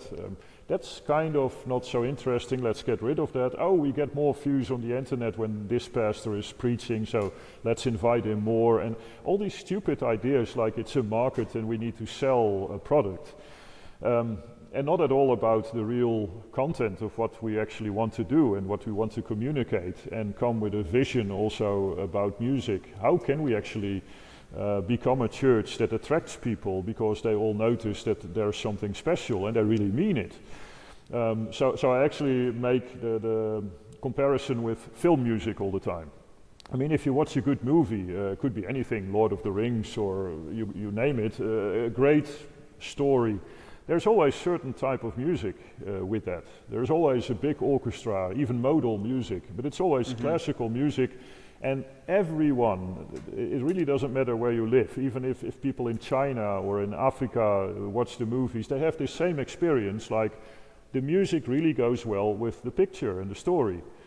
And then if you turn that around, if you would look at a great scene from Lord of the Rings and suddenly you hear two guitars playing a soft ballad or something, everyone would laugh, like, this is stupid, this doesn't fit the scene at all. So, and for me, I remember this video that you made, now exactly, that you're saying it, I'm like, oh yeah. This is like and for me that's so intriguing, because people always say it's a matter of taste. No, it's not. People really feel when it's appropriate. On a funeral, you want to have, normally speaking, different music than on a festive occasion. And people have this kind of intrinsic feeling of what music fits a certain atmosphere. Somewhat irrespective of style, too. Yeah, I mean, you know, it's like it doesn't have to be just one style that would fit a particular movie scene. But when it fits, it fits. Yeah. And for me that's really intriguing, because it tells you that music is not just an objective sound that can fit any occasion. There is already kind of meaning in a certain type of music, and people sense this. And then when you pretend that you have the real important questions of life in church, and that you even have an answer to it, and that you really want to convince people of that you have something important to say, and you come up with very cheap music. And again, I have nothing against pop music. I mean, I listen to pop music as well, no problem. But that's not the type of music you want to hear in church, because it doesn't support that kind of message whatsoever.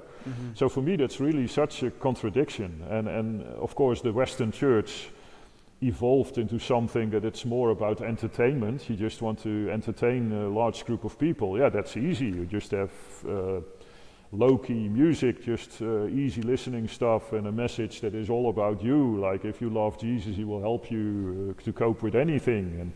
And then you get this really cheap Western kind of church that I don't like at all. And it's so far away from the original idea. It's hard to imagine even that it has anything to do with a church whatsoever. But of course that's the fight that probably every church musician is having. And yeah, I don't have the kind of character that I say, well, I just go along with it and I will play some happy clappy stuff on the piano together with the band, it's fine. And now we do a little old psalm for the old people in church. I just can't do it anymore. I tried it when I was younger and I only got frustrated by it, and probably even got some a lot of stress from it, and I even got fired with my job in that church where I started. I played there for 26 years as a volunteer, because it's typical for the more orthodox churches, they don't pay the musicians.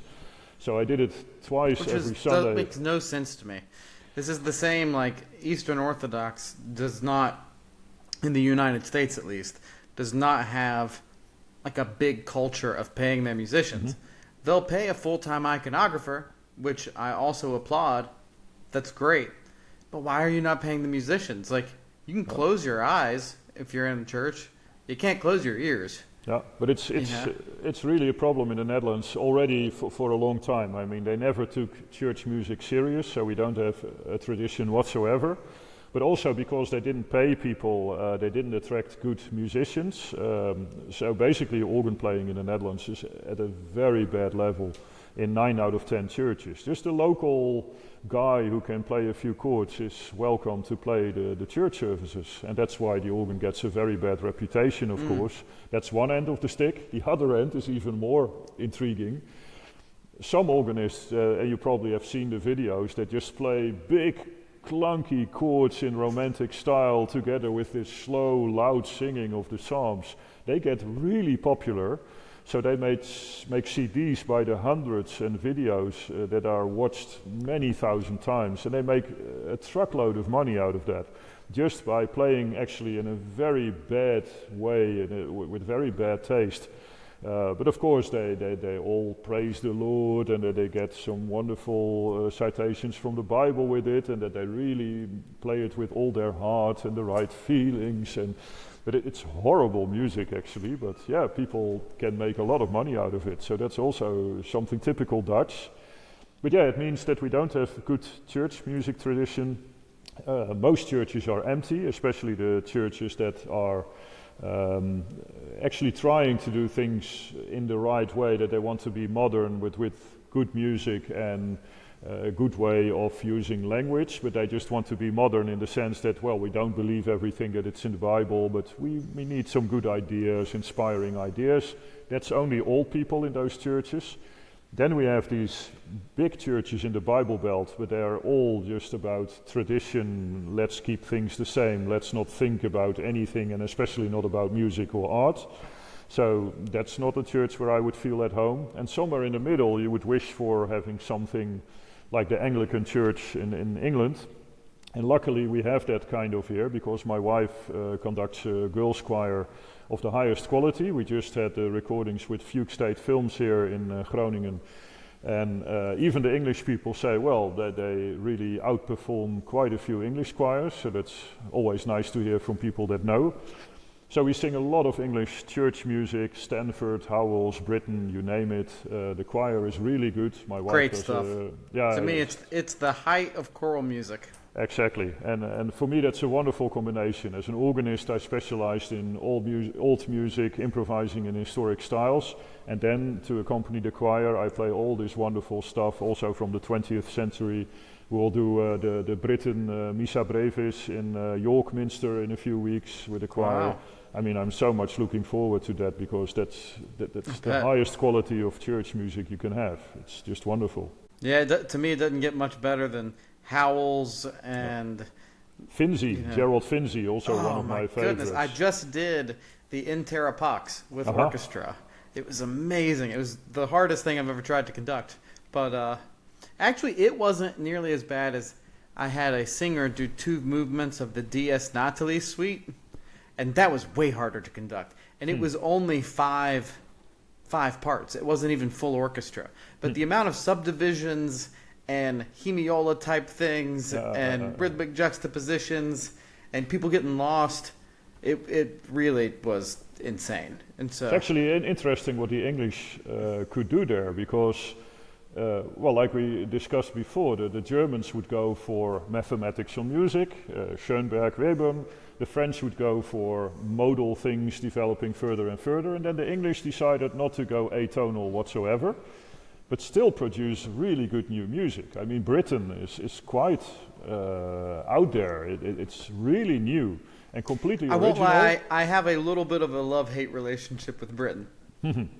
Like, I like the War Requiem, I like the Ceremony of Psalms, I like the, I mean, there's some stuff. The Hymn to the Virgin is amazing. But then I think I've played too much of his songs, like his Lieder. Of course, it's not Lieder because he's not German, but some of those are just horrible. I must say, I just hate some of them so much. No, So most of his of church music I really like. Okay. I mean, Rejoice in the Lamb, for example, that's a marvelous piece. It's great, yeah. And his organ parts are always intriguing. It has nothing to do with the choir whatsoever, and that makes for a very special mix. But what I like is that he really came up with some new ideas, typical English, still tonal, still people could still understand it, but not at all German or French, really typical English. And that's the same with Gerald Finzi. I mean, that's also 20th century, but he has this own way of speaking, this very melancholic style. I really like it. I love his church music. Yeah. There's almost no Finzi that I don't love, including his songs. Yeah. Well, going back to the contemporary Christian stuff, like the pop style, I totally agree with you in that there seems to be something that doesn't fit. And I think part of that is there's something intrinsic to beauty itself, where beauty doesn't care about you. It does, but it kind of doesn't. There's probably a better way to formulate that, you know? But there seems something about, like, when you create a masterful piece of art in whatever genre it is, there's something about which it's not just trying to entice you. And there's something where you trade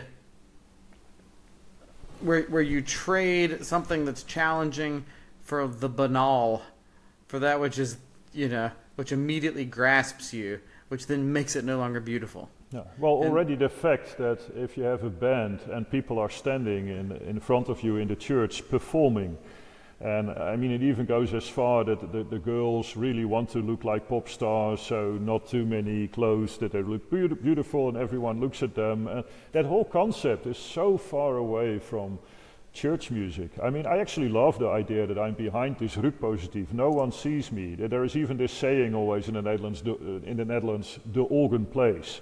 It's like that there's no organist, but the instrument just plays.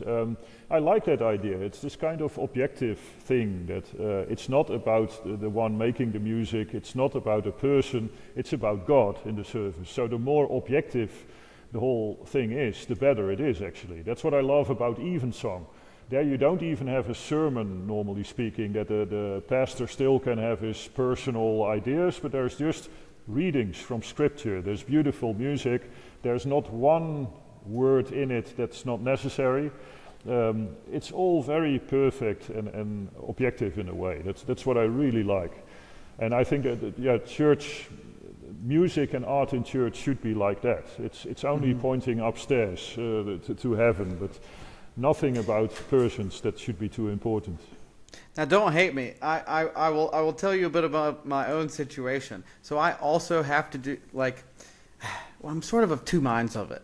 So I do some of the contemporary stuff. So I lead the traditional service. I lead the choir, you know, occasionally conduct orchestra and things, you know, play all the hymns on the organ, try to do some legit rep. But then I also lead the band. And now part of it is that I can lead the band because I have somewhat of a jazz background. So I know enough how to lead from the piano in order to make it sound good. Now we're up in the balcony and we're behind everyone. And I'm ridiculously nitpicky with regards to lyrics. And I normally, like, I would say the quality of the contemporary stuff we do is of a much higher level than other places. Like, we do a lot more Getty and Townend and, you know, people like that when we do the contemporary stuff. And I actually arrange a lot of hymns for, like, band situation. I'm of a bit of a mixed mind when it comes to it, in that it's not my preference of what I would go see. Like, I would never go to a church that was doing that because that's what they were doing, even though I do it.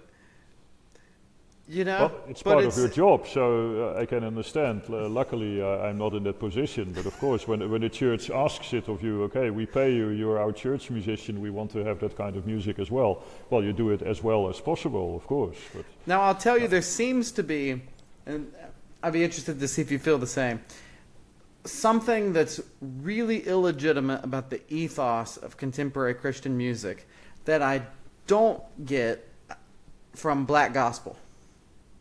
It almost feels as though black gospel has come from the spirituals and as though it's just its own different tradition of music. And so, for that reason, I try to imbue like all the contemporary Christian stuff we do with as much black gospel as possible. Secondary dominance everywhere, you know. And part of that is because the contemporary Christian ethos is, well, this is all about the experience of the person who's worshiping. And I'm like, no, we should, in whatever instrumentation we do, we should be elevating it to the highest level that we could elevate it, because that is more appropriate for actual worship. And so that's why I try to throw in as much virtuosity and black gospel and that sort of thing into the contemporary, which is, it's at least fun. You know, I can't say that I totally understand. I mean, black gospel is more authentic. That's really their culture, and you can tell that they're really in it. I always start laughing when I see this typical Dutch picture in a church that they want to do a gospel song, and there's a terrible band that the drums are always too loud, and the guy at the keyboard doesn't know the chords that well. And then all the people in the choir start to swing, but it's always kind of behind the whole rhythm, and you can just tell it's not the real thing at all. Well, again, we're talking about quality, of course. Almost anything, when it's about quality, when the quality is really high, you can appreciate a lot of things, of course. Even the things that maybe you not agree on in principle, when it's high quality, you can still enjoy it, definitely. It's a funny thing, too, because, like, if I had to pick personally, like, again, I love my job. I'm not trying to not do it, and, you know, hopefully no one will see this and then take it out of context and, you know, that sort of thing. But I could also be totally happy in an Anglo-Catholic service where there's no contemporary music ever, and we're just doing hymns and just doing, you know, the height of the English choral tradition. The problem is all those churches in the United States, and not all, but basically all, they're as crazy, wacky, not orthodox as you can imagine. And it's the only thing that's holding them together is the beauty of the service. But at the same time, they have priests that are denying the resurrection of Christ or denying the virgin birth. You know, it's just such a loosey-goosey... I was quite intrigued by the comments when...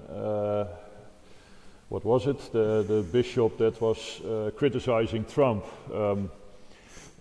There was also someone who commented after that, like, she could have talked about Jesus and the important stuff of church instead of just going for the climate and the poor people and just this virtue signaling that everyone is doing all the time, which is not really believable when you do that in church. I mean, that should be your natural habitat, and then you can talk about Christ and why you do all these things.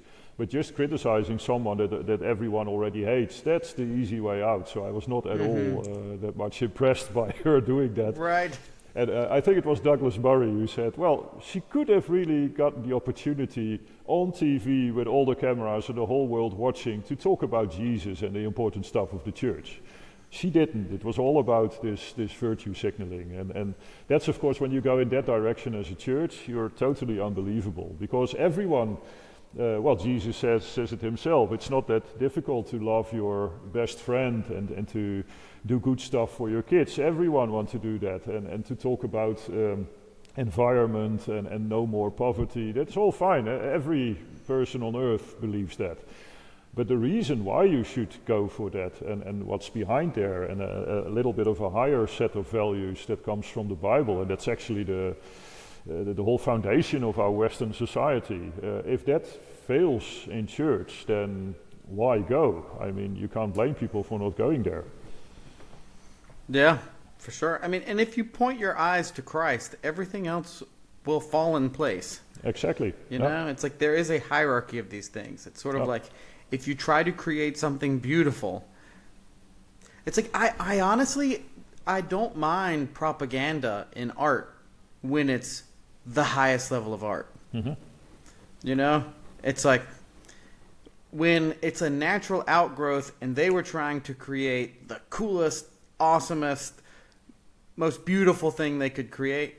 And then some propaganda just kind of came out of them because it's like part of who they are. It's like, okay, well, I can disagree with whatever this person's politics are, and I can still appreciate the thing. But when you're creating something to be propaganda, you know, this is when it takes on a different... That's so intriguing with Adorno, the way he tried to criticize music, and of course he went way too far with that, but he grew up in Nazi Germany, so when you're talking about propaganda, that's what he heard all the time from the Germans around him, and all that march music and stuff that the Nazis would perform just to bring their point to the audience, he hated it, and you can totally understand it. But of course he then went so far as to say that only real new music like Schoenberg, that could be the real new thing, and everyone will appreciate it after a while, and everything that is tonal from now on is basically propaganda. That's how he kind of and he sold like the whole hated thing. Jazz, right? Didn't he just lambaste jazz was actually he made a list of people that the highest form of education was if you really understood 12-tone music and you were a Schoenberg person, and I think 10 was the unmusical hillbilly, and then on 9 or 8 was the jazz lover. But even the Sacre du Printemps, music like that was still too tonal in his ears, so it was still kind of propaganda and not nearly as good as Schoenberg. So he really was so much influenced in his youth by this whole terrible idea of influencing people with propaganda that way, that whatever was tonal was already bad.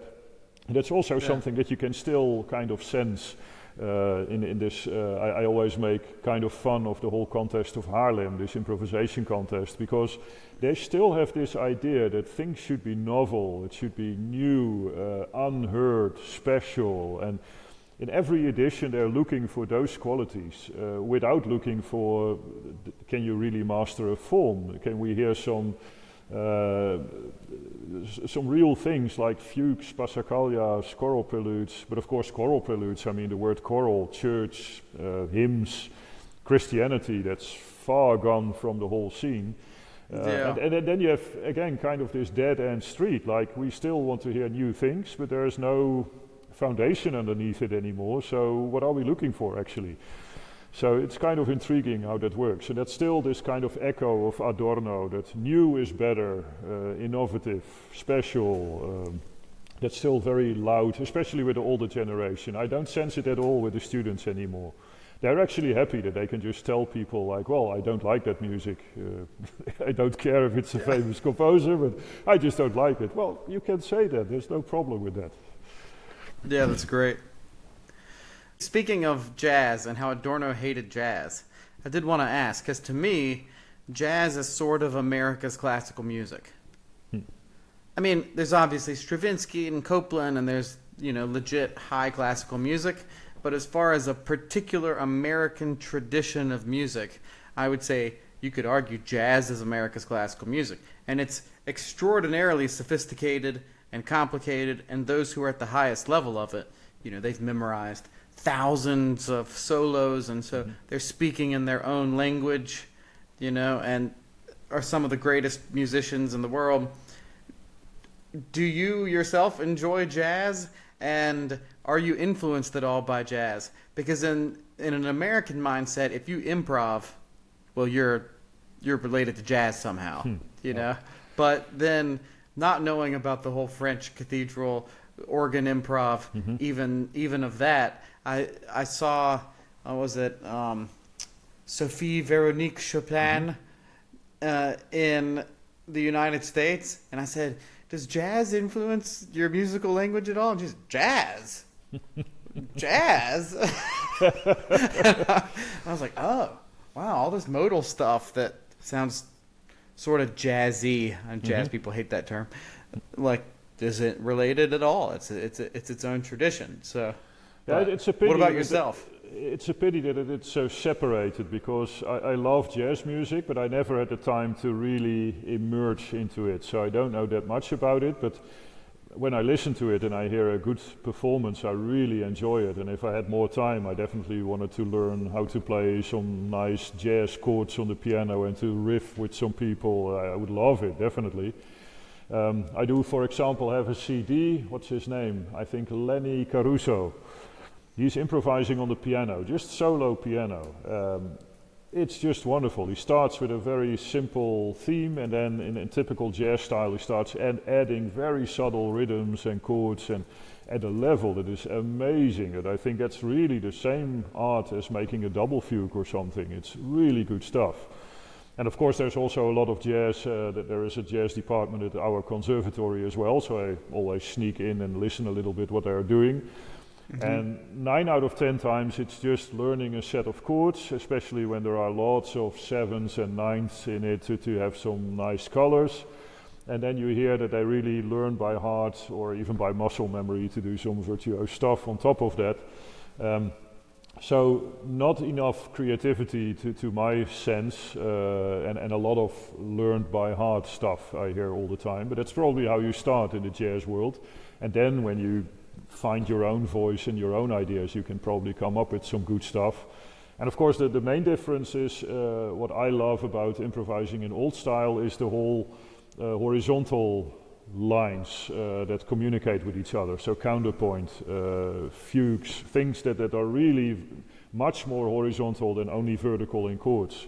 And jazz, of course, is much more, you have a set of chords, that's a given, and now you start playing around with that material. But not really that there is a voice communicating with another voice in a canonic way, or themes that... Not normally. Not normally. Then there is an album, if you don't know, by Brad Mehldau. Uh-huh. Do you know the pianist Brad Mehldau? Called After Bach. And, you know, it's a modern jazz thing, but he'll actually do a Bach like prelude on the piano, and then the next track is him taking some like motivic development off of one of the themes from the Bach prelude, and he is legitimately doing canonic imitation between voices in a like pretty progressive jazz style. It's yeah, it that's does great, exist, of course. Yeah, but it's you know it's not normal to see canonic imitation in jazz. No. And again, it's in the end about quality. If it's good stuff, then people will appreciate it and it will stay. It's as simple as that. That's why we have also, I love Billy Joel, Sting, other pop musicians that really master the trade. They know how to make good music, and you can tell they know good chords, they find good musicians, and then it's wonderful. On the other hand, I'm always a bit afraid, like, what kind of development are we in? If I listen to the radio nowadays, and there's not even people singing anymore. Even every voice is gone through the computer, and kids actually take it for granted that they listen to this computerized voice and a computerized rhythm, and there's nothing human about it anymore, basically. Even the rhythm is just a computer, so it's not the living and breathing drummer that can bring something to the table, but it's just this machine-like rhythm. So how much beauty can you expect from that? It's getting further and further down this computerized noise that you think, how can people even enjoy it anymore? Of course, you always have exceptions. I mean, when you can immediately tell when Coldplay is having something on the radio, then you can tell, there's someone that doesn't have a good voice, but he has a distinctive sound, and he can make a good melody, and they know how to make a certain atmosphere and good chords. They know actually something about music.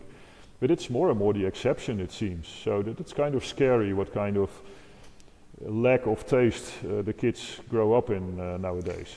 Yeah, every time I hear auto-tune on a song, it just drives me insane. It's like listening to an out-of-tune piano. Yeah. It's like once you've tuned a couple pianos, or you've like played around with it, or you've sat in on enough organ tunings, then suddenly something being out of tune just drives you crazy. And it's the same with auto-tune. Anytime I hear someone using auto-tune on a song, it just kills me. It's like, I don't care. The imperfection is fine if it's good. Exactly. No. Yeah. Oh, and that's so silly when everything is computerized and kind of plastic. Where's the beauty? It's gone. Yeah, for sure. I would we may not have time for it today. I don't know if you'd be willing to do another interview sometime, but I would be happy to, of course. Yeah, I would love to get a little bit more into where someone should start with improv. I'm both curious for myself, and I think other people would be interested. So yeah, I don't know if you have maybe like a 5-minute little. This is the basic, and maybe we can have another conversation at a different time and go more into depth. But yeah. Well, the main thing, and it was like I said, my main discovery. You really should learn to make music like a language. That's where we really fail now in the Western world. We start with methodized learning from score reading from the very beginning, and of course we all know that feeling when you start as a kid with a book and you just do whatever the symbols tell you. You just press that key at the right moment. It doesn't have any meaning to you. So you're just following the symbols and music appears, but you don't understand the music, you don't know why it sounds like that. That's completely alien actually. You just put information into the kit that doesn't have meaning. So it should be like a language, intrinsic meaning, so that you start with, okay, you can sing a little song, you learned it at school, let's give it a try. Can we play it on the keyboard? Can you hear, does it go up, does it go down? Oh, wait a second, to the right it goes up, to the left it goes down. And now we start on a black key, and how does it work then? In a playful way, getting to know the keyboard with just songs that you know. And then it's only a small step to have your first triads, to invert some triads and to add some chords. I mean, that's what a keyboard is designed for. But it's so funny because kids do that automatically. When they see a piano, that's the stuff they start doing. And that's the natural way of learning. And instead of teachers telling them, yeah, that's great, let's have some fun with that. No, here's the book, this is what you should do. Here, you have your fingers like this, you use those fingers, you use this technique, and everything else is wrong and you can't do it. And you kill every part of your brain that actually starts listening, and that your inner hearing is developed, and that you have some creativity. It's completely banned from that way of teaching. So no wonder that people don't improvise anymore, because it's the complete wrong way of teaching. So if I myself, I learned reading. Reading was the first thing. Everyone. And now I can read like crazy. I mean, I had to make my living. Well, when in undergrad, in order to make enough money, I needed to break into the accompanying world. So I had to do what no one else wanted to do, which was accompany the saxophone studio. So very quickly after playing, a bunch of Ebert and Paul Creston and a bunch of music that normally nobody actually wants to hear. Well, then my sight reading got really good after all of that, because it's just absolutely insane music. But now it's like, now I'm trying to learn. I've done some jazz. I did 2 years of figured bass, so I know some figured bass, which, at least according to Julian, is a good elementary building block, at least of Baroque. And actually the good news is it's really one-on-one comparable to a language. So if it's your native language that you did from childhood on, like with me, which was purely coincidence, then it becomes really your native language, and you can do it without much effort, and whatever you learn from literature you can just incorporate in your own vocabulary, so to speak. Of course you can learn another language at a later age. I mean, I can speak English now, but you can clearly tell it's not my native tongue. So you can learn it at a pretty high level, improvisation, but you can always tell it's not really your native language, so to speak. It's really the same process in your mind. And of course, like everything in life, once you're, let's say, above 30 already, learning is way slower than when you are a small kid, which is also something really intriguing. I mean, I have kids that they're 10 and 8 years old now, but how they absorb things like a sponge, and how easily kids can even grow up learning like 2 or 3 languages without any effort whatsoever. That's, of course, so important in music as well. And then I'm past 50 already. If I want to learn Japanese now, I can probably learn it a little bit, but I will never get that far, and it will take forever to learn something new. So that's really the similarity with the language. And of course, the only thing that you can't compare, if you are a professional musician, you know of all the perfect pieces, all the wonderful composers. You can actually perform those pieces. And now you want to have your own thing going on, and it will never be at that level. So that really takes out the motivation to learn it for a lot of people. Because, well, I can play Bach. Why try to come up with a crappy fugue of my own? Of course, that's very demotivating. And if you did it from childhood on, then it's just a discovery like, oh, now I can play Bach. That's wonderful. Look what he does here. Oh, I can give that a try too. And then you learn together with Bach to get your own improvisation at a higher level. And for me, that's an unending process. I enjoy all the time finding new things with composers. And Bach is, of course, unending. It's like a dot on the horizon. You will never reach that level, but it's a good goal to go to. Yeah, I remember during the lockdown, speaking of my friend Julian again, I called him, and he was at the time in Metten, and basically just living there and doing their services. And I said, hey, what you been up to today? And he said, well, I played this Bach, I forget which toccata and fugue it was. And so, I practiced it for a couple hours this morning, and then I found this really great sequence in the fugue. So then I spent the next 4 hours practicing that sequence and all the keys and playing around with it and seeing if I could include it myself. Good stuff. Oh, okay, that's another level that I've not I've not come to. But do you think is it possible to sort of reverse engineer, to be well acquainted with all the music, to have played, definitely. The thing and is, then be able to go backwards to being able to do the improv? Because like for me, it's not a foreign language in that. I haven't played all of Bach, but I've played a third, I think.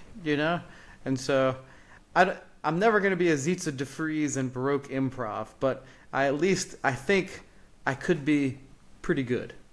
Yeah, and the thing is, you just have to have the patience to go step by step, because I encounter it all the time when I do masterclasses on improvisation, and someone will sit at the keyboards and improvise something for me, and then I can clearly tell, okay, there is like 60% control. There is also some things just learned by heart, and to improvise well, you actually need as much control as you can have. And the funny thing is, people think improvising, that's freedom. But again, if you compare it to a language, when can you speak your mind completely free and as perfect as possible, that you can really articulate your thoughts? When you master the language. So first you need to master really what you do. So not a little bit like I know a few chords and it sounds nice. No, can I play like 5 different versions of that chord? Can I harmonize it in a complete different way? Can I do it in a different key? Really to master the language of music. And then you discover that you can go stepwise to a higher level all the time. I actually made a whole video series, it's on my website as well, that really starts with Twinkle Twinkle Little Star and play a few chords. And then stepwise going direction Orgelbuchlein and other things. It's really a stepwise process, but it's really how the mind works. First you learn something new, that's hard, your brain is really fully focused. Once you really master it, then your brain tells you, okay, it's embodied, I can do this, I can do it without thinking, like in a language again. And then you can take the next step and to learn something new again and embody it. And now it's part of your vocabulary, and now you can go to the next step. But it has to go stepwise in a very slow tempo because you have to embody all the information. And that's the fun part. It's really the same thing as with a language. I mean, when I started speaking English in high school and you only know 50 words, it's horrible and you can't communicate anything. Once you've done it many times, now with you, I can actually kind of speak my mind without really thinking of it, because my vocabulary is now okay enough that I can at least speak my mind quite clearly, that you understand what I mean. And that's exactly the same in music. It's really a language that you communicate in. Yeah, I've seen some of your series, and it's great stuff. My intent is, the irony is I've been doing a doctorate, so I've not had time to practice. Mm-hmm. And that's the thing, you need to do it. Yeah. It's like, I've been doing a doctorate in music. I'm not doing music. What are you doing? So now over the summer, I'm trying to record a lot of these, and get into a rhythm that I can maintain, because it's given me a great opportunity to speak to really high level artists and musicians and chant experts and that sort of a thing. But my goal is by fall to delve back into what I was doing several years ago, which was let's see if I can get somewhere with this, with Baroque improv, and at least get a few forms. If I can't get, if I can do a trio, but not every version of a trio, it'll at least be good for him playing in church. Of course, yeah. Yeah. Yeah. And so I don't have to master every style, but if I could do a nice Baroque trio and get the concepts of fugue, and then, you need some building blocks. Yeah, and that's so great about being church organist. You can really immediately implement it in the church service and do something nice with it. Already starting with doing several different kind of harmonizations of hymns, because that's, especially in England, it's so funny that they just have the hymnal, and it's a good harmonization, obviously, but they just use the same one like 10 times every verse again, that I think, man, come up with something creative, have some fun with it. Or like Bach, do it in a different key, actually. I did it actually on Ascension Day last year. We had a hymn that had quite a small compass, so it was possible, but I did every verse a semitone higher. Nice. I do that for 4,000 tongues. I don't know if 4,000 tongues you sing da da da da da da. That hymn, I have a version that goes up 5 times. If I do 5, that's great stuff to use. Yeah. Yeah. I basically, every time I play a hymn, the last verse, unless they don't know it well, like if the congregation doesn't know it well, then maybe I won't do it. But if they know it well, you got to do something special on the last verse. Of course, that's nice, yeah. Descant, or a key change, or different harmony, or exchange a minor 4 chord for the dominant. That sort of thing. Yeah, definitely. Because it elevates it. It's like this, like you said, it's the quality. We're doing this for God. It's supposed to fit the atmosphere. And it's also alive. It's not just a repetition of the same thing all the time, but there is really something in the moment. Something is created. Basically that's what intrigues me about music. You really make something in the moment. It's like really creating something. Like God said something and it was there, and now suddenly in music you just make something and it's also gone again in the moment. It was only there for a very brief moment, but it's beautiful, and everyone experiences it, especially in a church service. You experience it together, and there's something really special about it. So that's magic, definitely. Yeah, beautiful. Well, thank you so much for coming on, and I'd love to do it again sometime soon. It's my pleasure. I feel like I have 1,000 questions I could ask you that we could talk about. So. Oh, definitely. This went by very fast. So yeah. Yeah, very good. Well, thank you again, and for all those listening, go check out Sietze De Vries' YouTube channel and his sites, which I will link below, and his improvisation series, and listen to some of his music, and that'd be great. Thank you. Well, thank you so much.